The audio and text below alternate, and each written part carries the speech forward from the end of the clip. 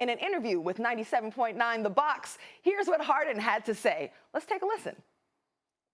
Once the media, they create a narrative about somebody from the beginning of the year, I think they just take that narrative and then run with it the entire year. Like, you know, I don't even want to get into the details, but all I can do is control what I can do, and I went out there and did what I was supposed to do at a high level. You know what I'm saying? A season probably, it's only a few other seasons that anybody's ever done that before.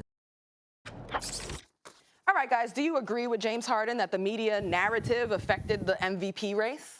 Is his point that the storytellers have influence over which characters are focused on in the story? If that's the point, the answer is yes, he's right, and he is one of those characters. And the story on James Harden has not changed much, although it has a little bit. People like me acknowledge that his defense has improved. He's disruptive, with his in passing lanes and stuff like that. And you can see more of an effort and a better effect on defense. He's still not a good defensive player, but he's not as bad as he was. He's gotten better. His offense, everyone said, is historically great. Of course, we live in an era where right now in the NBA, if you're a primary ball handler, you will put up better numbers than ever before. Then since that crazy season when Wilt averaged 50 points and Elgin Baylor averaged 37 and Oscar Robertson averaged a triple-double. Like, we're in that kind of era now. So Westbrook had averaged a triple-double for 3 consecutive seasons because he's great, and the primary ball handler gets to do a lot more now, and that's James Harden, who's also great. James Harden wasn't quite as good as the Greek Freak this year, but that's not why he didn't win the MVP award, because people were framing an MVP conversation. In fact, we're much more sophisticated about identifying who's the best than ever before. And I don't know what Harden's complaining about, because it's always him or another dude. Like, if you said who's the MVP of the regular season, over the last 3 years, he'd win that award. It's always Harden or this guy, Harden or Steph, Harden or the Freak, So he's getting exactly the credit he deserves. Exactly. No more, no less. Harden went through a stretch where he had 5 straight months of 50-point, at least with one 50-point game. He scored over 40. I don't even remember how many times he did it. The brother averaged 36 and 6, for crying out loud, on 44% shooting and 36 from three-point range. James Harden was my league MVP. I understood why the Greek Freak was going to get it.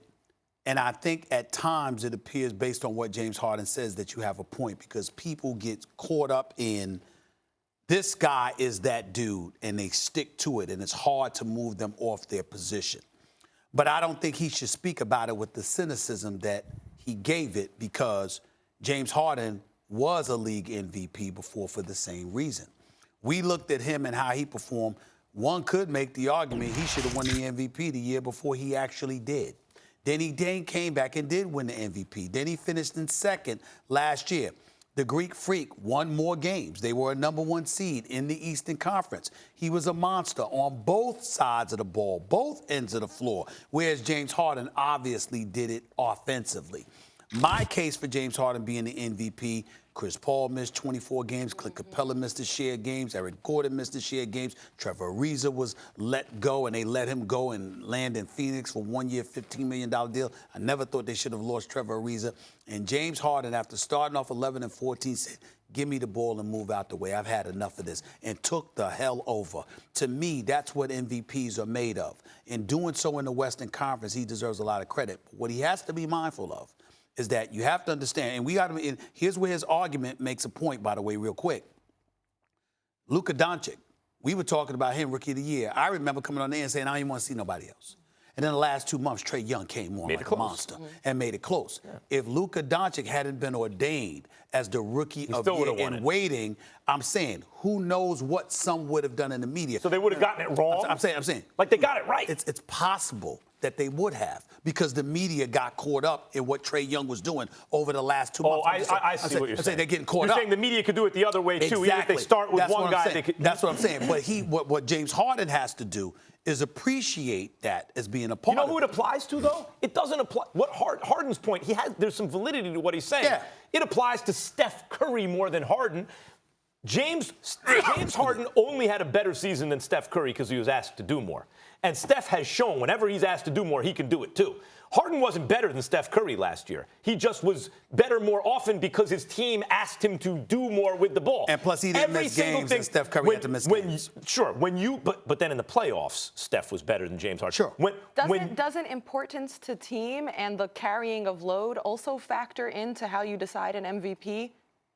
Absolutely. James Harden's So I don't think that negates Harden's case. My point is, James Harden was asked to do more, and he did it. And just because Steph has shown that his rates are the same or better than Harden's, and when he's asked him to do more, he can also do it, doesn't mean he did it. That's true. Usage rate, not missing games, all that stuff counts for Harden. That's why he came in second and Steph came in fifth.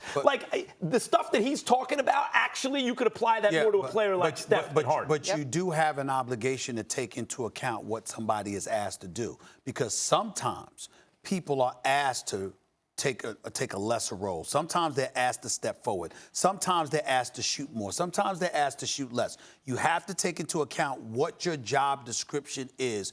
In my opinion, I've always done that when measuring an MVP. And I look at a Budenholzer and what he's asked of the Greek Freak, and I appreciate that. But what Mike D'Antoni asked of James Harden, and for James Harden to come out there and do what he did last year, he's actually a team player. I think he deserved league MVP. One thing Harden should get credit for, because there's this idea, people conflate these two different issues. Oh, it's the ball stops and everyone sits around and watch Harden, and that's the problem with the Houston offense. In fact, Harden's a team player. Because not only did he work on his defense and all that stuff, when his team needed him to score 50, he did that. When guys came back and he needed to take a little step back, he did that. Just because a dude scores 50 points doesn't mean he's not a team player. He's a team player. I'm giving him credit for everything he deserves. He was the second best player in the regular season last year. Not about narrative, it's about what happened.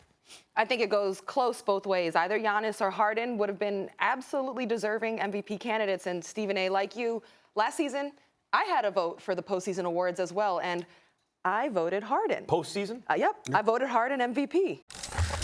Thanks for watching ESPN on YouTube. For more sports, highlights, and analysis, be sure to download the ESPN app. And for live streaming sports and premium content, subscribe to ESPN Plus right now.